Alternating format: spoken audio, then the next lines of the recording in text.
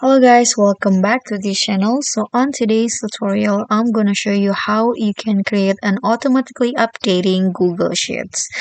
So this feature can be used if you want to make your Google Sheets auto refresh. So here what you need to do is just open the file and then click on file in here, file menu at the top left corner, and then scroll down until you find settings.